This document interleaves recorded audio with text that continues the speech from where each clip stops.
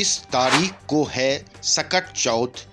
इसे संकष्टी चतुर्थी भी कहते हैं। जाने महत्व, पूजा विधि, शुभ मुहूर्त, व्रत कथा और चंद्रोदय का समय। संतान के दीर्घायु होने के लिए व्रत रखने की परंपरा बहुत पहले से चलती आ रही है। यह व्रत सकट चौथ के दिन रखा जाता है और माघ महीने में पड़ने वाली सकट चौथ का तो विशेष महत्व होता है। इस दिन को संकष्टी चतुर्थी, सकट चौथ, वक्रतुंडी चतुर्थी, माही चौथ या तिलकुटा चौथ के नाम से भी जानते हैं। इस साल सकट चौथ का व्रत 31 जनवरी को रखा जाएगा। सकट चौथ के दिन चंद्रमा को अर्घ्य देने के बाद ही व्रत पूर्ण किया जाता है।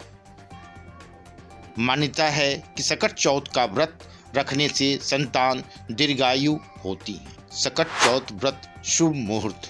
सकट चौथ व्रत तिथि 31 जनवरी 2021 रविवार। सकट चौथ के दिन चंद्रोदय समय 20:40 यानी 8:40। चतुर्थी तिथि प्रारंभ जनवरी 31, 2021 को 20:24 यानी 8:24 तक। चतुर्थी तिथि समाप्त फरवरी 1 यानी 1 फरवरी को 2021 को 18:24 तक यानी 6:24 तक। सकट चौथ व्रत का महत्व जानें।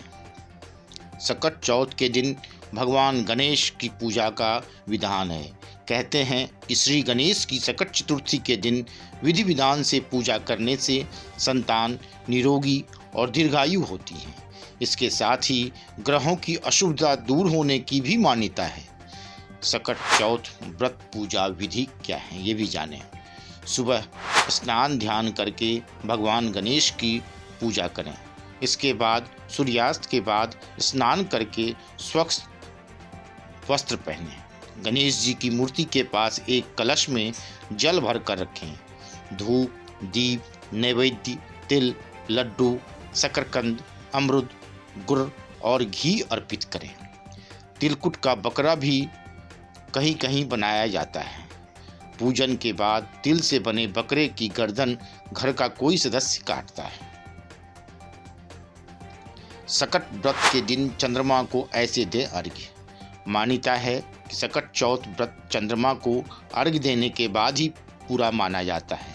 अर्घ्य में शहद, रोली, चंदन और रोली मिश्रित दूध से देना चाहिए। कुछ जगहों पर महिलाएं व्रत तोड़ने के बाद सबसे पहले शकरकंद खाती हैं। सकट चौथ व्रत में पढ़ी जाती है यह कथा। व्रत कथा ये है। किसी नगर में एक कुम्हार रहता था। एक बार जब उसने बर्तन बनाकर आंवा लगाया तो आंवा नहीं पका।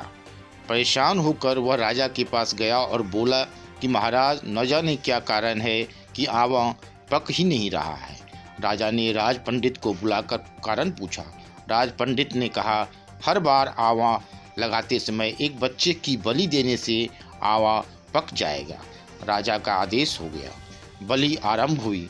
जिस परिवार की बारी होती वह अपने बच्चों में से एक बच्चा बलि के लिए भेज देता।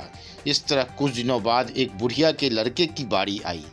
बुढ़िया के एक ही बेटा था तथा उसके जीवन का सहारा था, पर राजाज्ञा कुछ नहीं देखती। दुखी बुढ़िया सोचने लगी, मेरा एक ही बेटा है, वह भी सकट के दिन मुझसे जुदा हो जाएगा। तभी उसको एक उपाय सूझा। उसने लड़के को सकट की सुपारी तथा दूब का बीरा देकर कहा, भगवान का नाम लेकर आंवा में बैठ जाना, सकट माता तेरी रक्षा करेंगी।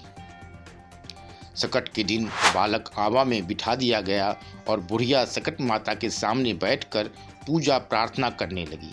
पहले तो आंवा पकने में कई दिन लग जाते थे, पर इस बार सकट माता की कृपा से एक ही रात में आंवा पक गया।